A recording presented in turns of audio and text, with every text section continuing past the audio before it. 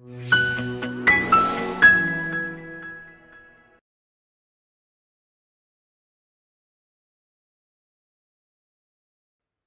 and welcome to Cambridge Answers. Chapter 4 Myths and Legends, Exercise 4.1 Looking at a Traditional Story. Bear and Fire. In the beginning, Bear owned fire. Fire warmed Bear and his people on cold days, and it gave them light when the nights were long and dark. Bear always carried fire with him. One day, Bear and his people went to a forest. Bear put fire down at the edge of the forest. Then Bear and his people went deeper and deeper into the forest to look for food. Fire blazed up happily for a while until it had burned nearly all of its wood. It started to smoke and flicker, then it dwindled down and down. Fire was worried. It was nearly out.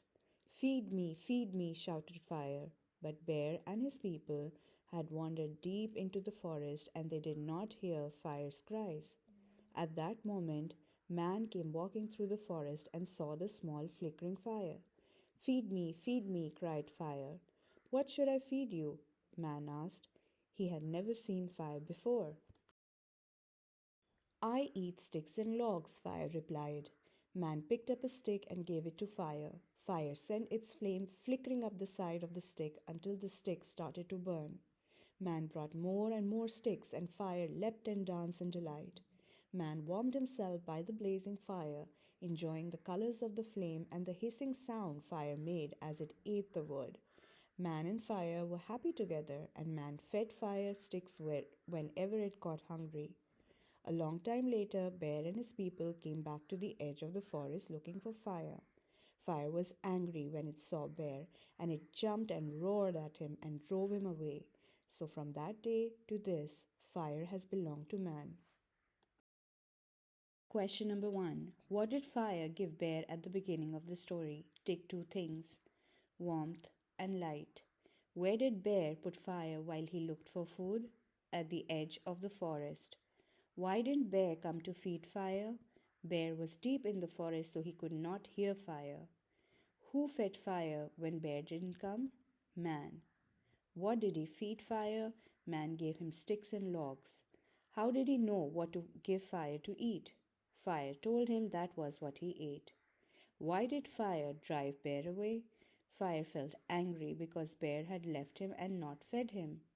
How did Fire feel when Bear first left him? Tick one adjective: happy. Why did Fire's feeling change after Bear had gone for a while?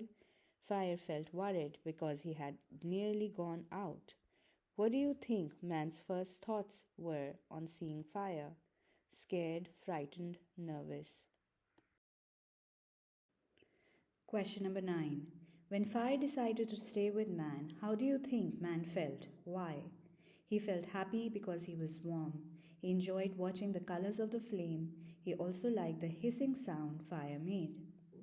Write two things you like about the story. I like that the story showed how important it is for friends to help each other. I also like that Fire could talk and ask for help.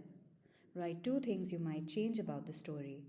I would introduce some other animals or creatures in the forest. I would add a bit more dialogue interaction between bear and man.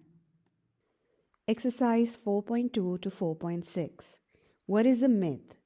A myth is a traditional story written long ago. Myths were passed on from person to person by word of mouth.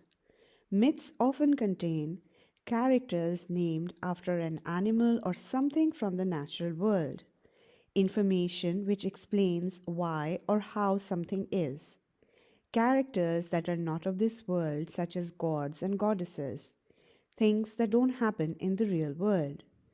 Look again at Bear and Fire.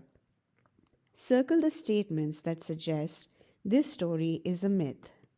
It explains why people have fire. The characters are named after something from the natural world. It's an old story from Native Americans. It is not a story that would happen in the real world. Write each of the fire words in the correct column to show which kind of word each one is. Some of the words will fit into more than one column. Nouns. blaze, flame, sparkle. Verbs: glowing, blaze, shining, flickering, sparkle, dwindle.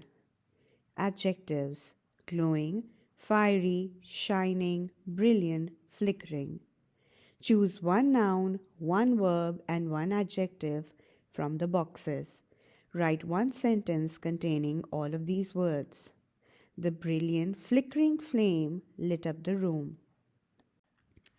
Exercise 4.3. Looking at pronouns. Pronouns can be used instead of nouns or noun phrases. Examples: nouns: bear, fire, forest, stick. Noun phrases: bear and his people, small flickering fire. Pronouns: I, he, she, it, you, him, her, they, them. Bear is looking. Bear is a noun. He is looking. He is a pronoun. Using pronouns helps your writing flow. Write each word in the correct column. Nouns: twigs, bear, food, flames. Verbs: leapt, ate, chased, danced. Pronouns: they, it, him, them. Read this paragraph and underline all the pronouns. Then complete the table. Fire was worried. It had almost gone out, but man heard its calls for help and he came. Fire told man what it liked to eat, and man went to look for twigs and sticks. He placed them down beside fire, while fire devoured them. Man warmed himself. It, its, he, it, he, them, himself. Nouns or noun phrases. Pronouns: fire, it, man, he, him, twigs and sticks, they, them. Complete the table of pronouns. Male: he, him, himself. Female: she, her, herself. Plural: they, them, themselves. Neither male or female. It, itself. Exercise 4.4. What is a legend? Legend often contains a hero or heroine as the main character. A dangerous task, sometimes involving a monster or a powerful enemy. An event in the past that is true or was possibly true, or an event linked to a culture or a set of beliefs. Suffix. A suffix is usually a group of letters that is put at the end of a word to form a new word. For example, brightest. Root word is bright and suffix is ist. Brightly. Bright is the root word, ly is the suffix. Bright is the root word, ness is the suffix. Underline any words with a suffix in this paragraph from Mulan. At dawn, she said goodbye to her family.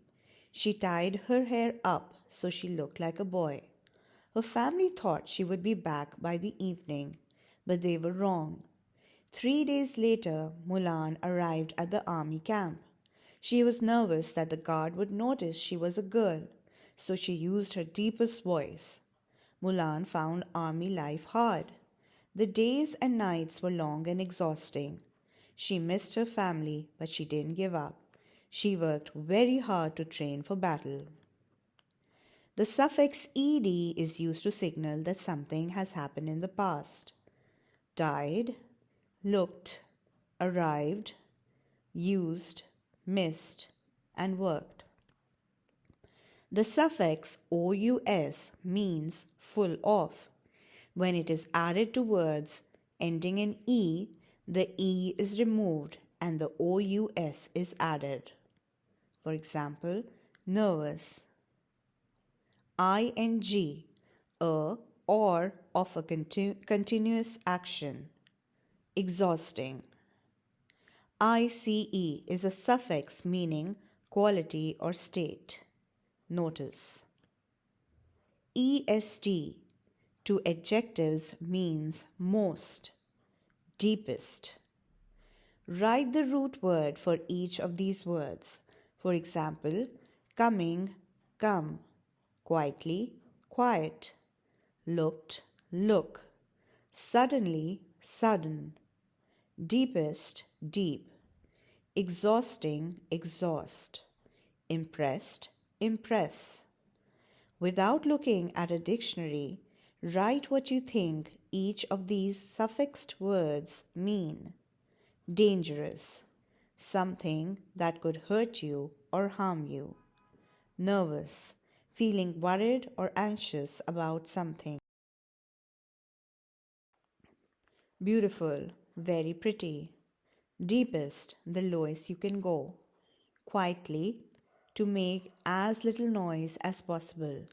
Impressed, to think that someone has done something well. A paragraph is a section of text. Each paragraph is a group of sentences about one idea or event. Each paragraph starts on a new line and is sometimes indented. Paragraph number 1. In the beginning, Bear owned fire. Fire warmed Bear and his people on cold days, and it gave them light when the nights were long and dark. Bear always carried fire with him. Second paragraph.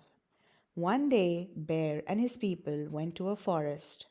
Bear put fire down at the edge of the forest. Then Bear and his people went deeper and deeper into the forest to look for food. These words and phrases can be used to begin paragraphs. Sort them into 3 groups: when, where, and when and where. Write them in the diagram on the next page. When. Yesterday, eventually, in the year 2050, during the night, later, in the morning at 6 o'clock. When and where. When she reached the castle. Where. Outside, under my bed, near the lake, in the garden. Complete the sentences with a suitable word or phrase from focus. Yesterday, the chief called a meeting and explained that the dragon was eating too many people. Eventually, they decided to ask if anyone would fight the dragon. When she reached the castle, the girl said that she would like to try. Everyone laughed. During the night, the girl set off to find the dragon. Near the lake, she saw the dragon's cave. Outside, there was an enormous dragon. Plan what you would write in the 3 paragraphs about an interest you have. Write notes on what you will write about in each paragraph. For example, interest, cricket. Paragraph 1. Introduction to the game of cricket. How many on a team, the main positions. Paragraph 2. Why I enjoy cricket. How long I have played. Who taught me the game. Paragraph 3. Information on the team I support. Why I support them. How well they do in the league. So the interest that I have chosen is baking. Paragraph 1. Baking is a fun way to make tasty treats in the kitchen. It's about creating yummy things like cakes, cookies, and bread. The best part is putting your creation in the oven, and it turns into something delicious. Paragraph 2. I really like baking because it lets me be creative with cooking. I've been baking for a while, and I learned from my family and friends who showed me their recipes and ways of doing things. Paragraph 3. What I enjoy most about baking is trying new recipes and playing with different flavors. Sometimes I have a favorite recipe that I love to use. Baking makes my kitchen feel warm, and it creates happy memories with delicious homemade treats. Exercise 4.6. Joining sentences. A simple sentence has only one action verb or a verb phrase. A simple sentence has one clause. For example, Mulan's family did not agree. A simple sentences can be joined together using connectives to make a multi-clause sentence. A multi-clause sentence has more than one clause. For example, she tied up her hair. Clause. So, connective, she looked like a boy. Clause. Connectives can reflect time, place, or cause. For example, time connectives first, next, last, then. Place connectives up, over, behind. Cause connectives so, if, because.